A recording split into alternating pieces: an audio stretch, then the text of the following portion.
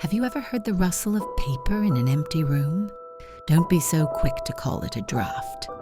Some paper folds into notes, some into stories, but some folds into wives. Tonight, we unfold a tale that was never meant to be read aloud. The story of the paper bride. Ethan had always loved estate sales. To him, they were more than bargains. They were windows into lives abandoned, discarded, or forgotten. One late October afternoon, in the fading amber of dusk, he stumbled upon an old Victorian house, its porch sagging with secrets, its windows staring like blind eyes. Inside, among yellowed linens and cracked porcelain dolls, he found it, a trunk, tucked away in the corner, locked but not latched. When he pried it open, he expected moth-eaten clothes or brittle letters. Instead, he found her, a folded bride, paper skin, delicate as bone, creased into the shape of a woman in a wedding dress. Her gown was crafted from layers of parchment, her veil so thin it trembled when he breathed on it. A doll, and yet not. He laughed, nervous, but intrigued. What kind of person makes a bride out of paper? He muttered. He carried her home, setting her on his mantle like a trophy of the strange. The first night, Ethan woke to a sound, not a creak, not a knock. It was the faint rustle of paper, like someone leafing through pages just out of sight. When he sat up, his heart skipping, he saw her, the doll, no longer on the mantle. She was on his nightstand, her folded head tilted toward him.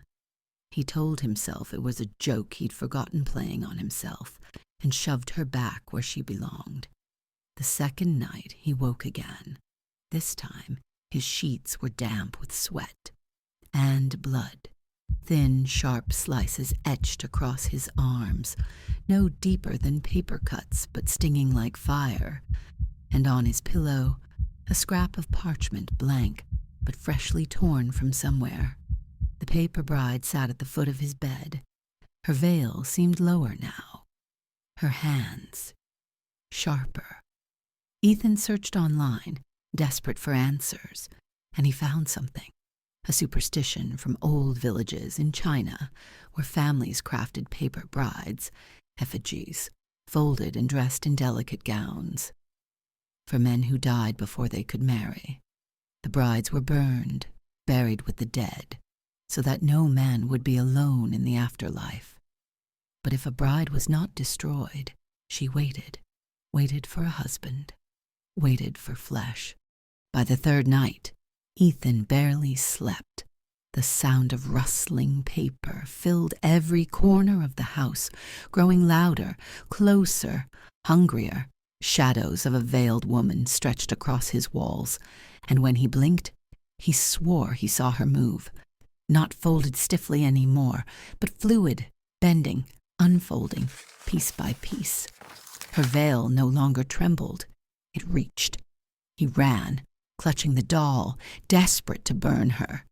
The fireplace roared to life as he struck match after match, flames dancing hungrily in the grate. His hand shook as he held her over the fire.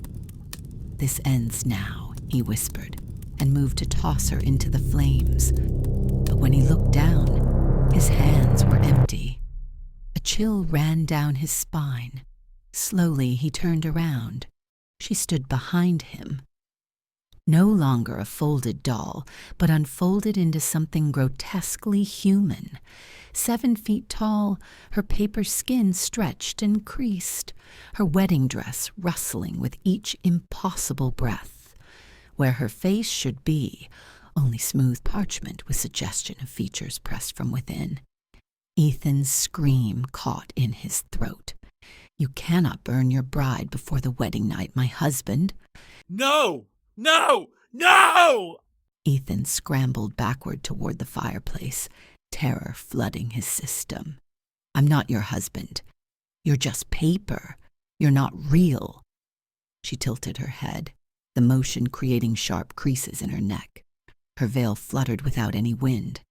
Real enough to love you, real enough to keep you. Ethan pressed against the mantel, feeling the heat of the flames behind him. Get away from me! But she moved with impossible speed, not walking, but unfolding forward like origami in reverse, her arms spread wide, paper dress billowing. Come to me, beloved, let us fulfill the ancient promise. In his panic, Ethan stumbled, falling to his knees. She was on him in an instant, her paper arms wrapping around him in a crushing embrace. Her touch was cold and sharp, cutting into his skin like 1,000 paper cuts. Let me go! He screamed, struggling against her grip, but her momentum carried them both forward. Together they tumbled into the roaring fireplace. The flames erupted around them, but instead of orange and red, they burned a brilliant, otherworldly gold. As the fire consumed them both, her paper form didn't crumble. It merged with his flesh, binding them together in the ancient ritual. Through the crackling flames, her voice whispered with terrible satisfaction, "Now, my husband, we shall be together forever." Ethan's screams were swallowed by the golden fire as they burned as one. They found nothing but ash in the fireplace, ash that formed the shape of two figures locked in an eternal embrace.